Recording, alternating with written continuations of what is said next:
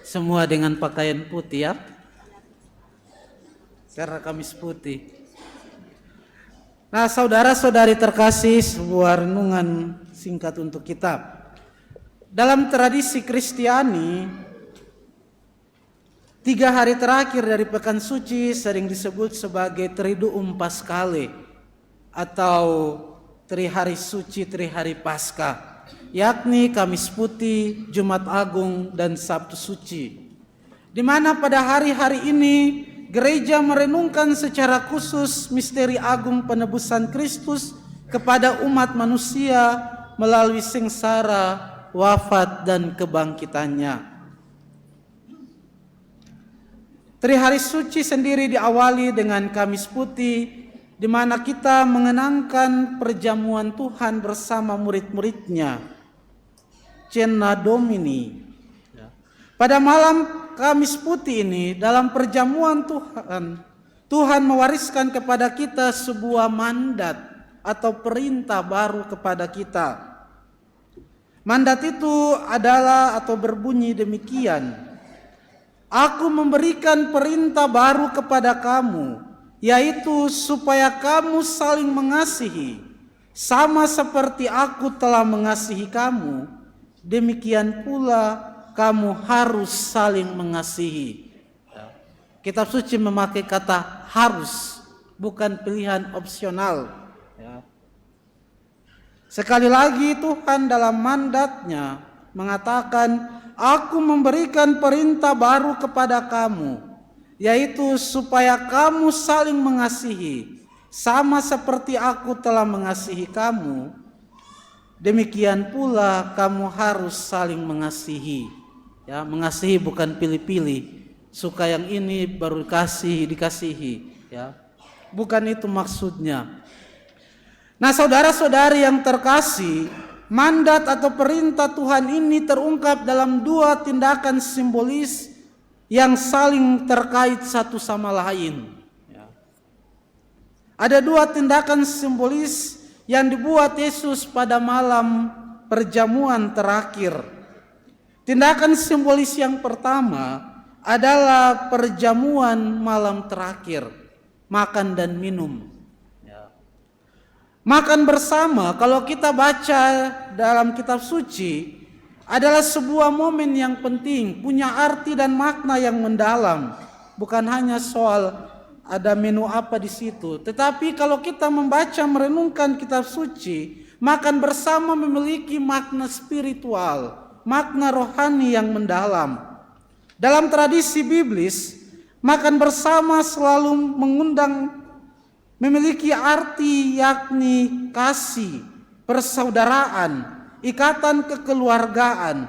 Sehingga lewat makan bersama, orang yang adalah orang asing kemudian menjadi bagian dari sebuah keluarga. Makan bersama merupakan momen persaudaraan, tanda kasih, ikatan kekeluargaan yang mendalam. Tetapi lebih dari itu, makan bersama mengingatkan kembali bangsa Israel sebagaimana dalam bacaan pertama yang kita dengarkan, yakni ketika mereka mengadakan makan bersama sebelum mereka akan dibebaskan dari perbudakan Mesir. Dengan makan bersama terjadi keselamatan, di mana ketika mereka makan Paskah bersama, Tuhan lewat dan kemudian membinasakan bangsa Mesir, anak sulung Mesir.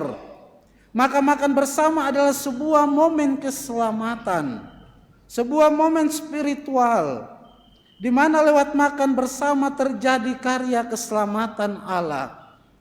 Maka seringkali dalam dunia kita dewasa ini, makan bersama merupakan sebuah kemewahan.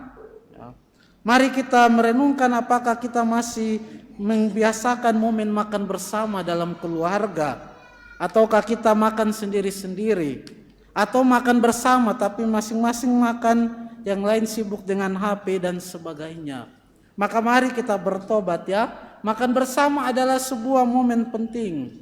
Maka dalam makan bersama, dalam perjamuan malam terakhir, kemudian Yesus mewariskan Ekaristi, perjamuan Ekaristi kepada gerejanya. Sebagaimana yang kita dengarkan dalam bacaan kedua surat Rasul Paulus tadi. Dan Ekaristi, Santo Thomas Aquinas menyebutnya sebagai sakramen cinta kasih, sakramen pemberian diri Yesus, sang roti hidup, supaya kita selamat. Ekaristi adalah tanda cinta Allah, pemberian diri Allah yang mengasihi kita sampai memberikan nyawanya. Maka itu Ekaristi menjadi roti, menjadi bekal bagi kita kaum peziarah, agar dengan bekal Ekaristi roti kehidupan kita bisa sampai ke tanah air surgawi, sebagaimana yang dilambangkan dengan mana yang diberikan Allah kepada bangsa Israel sebagai makanan yang menguatkan mereka dalam persiaran mereka menuju tanah terjanji.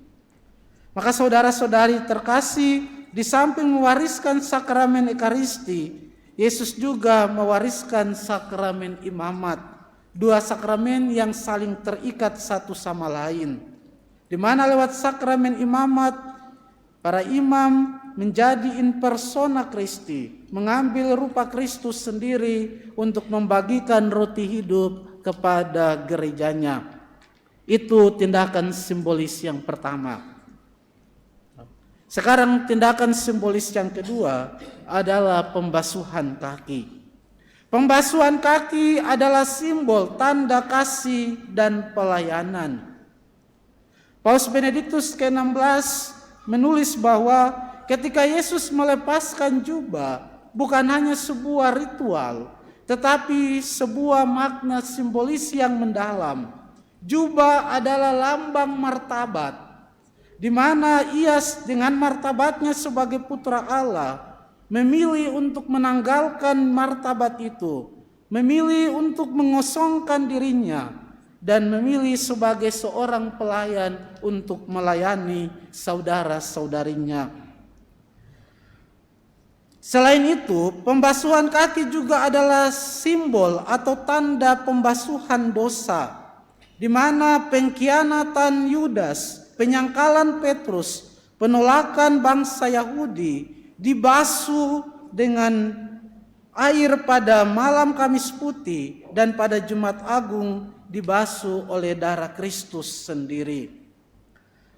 Saudara-saudari yang terkasih, maka pembasuhan adalah sebuah lambang simbol pelayanan, simbol pengosongan diri, simbol di mana kita dibasuh kembali, dimurnikan, disucikan, supaya layak ikut serta dalam perjamuan Ekaristi yang kudus.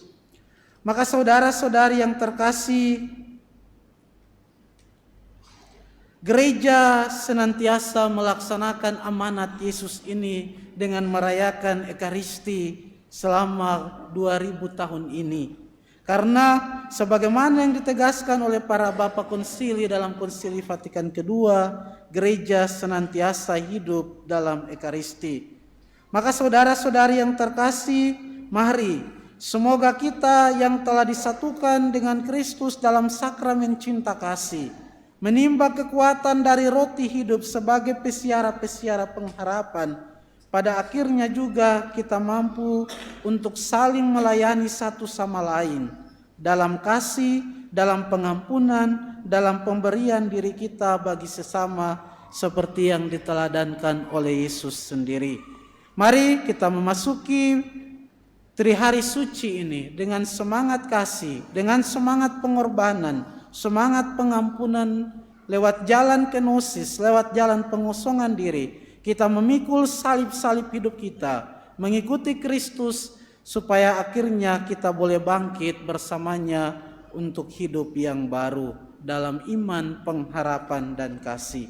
Tuhan memberkati kita semua. Amin.